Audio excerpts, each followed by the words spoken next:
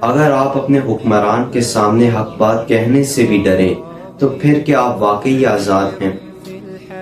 اسلام ہمیں صرف آزادی کا نعرہ نہیں دیتا بلکہ حق بات کہنے کا حوصلہ بھی دیتا ہے۔ رسول اللہ صلی اللہ علیہ وآلہ وسلم نے فرمایا، سب سے افضل جہاد ظالم حکمران کے سامنے حق بات کہنا ہے۔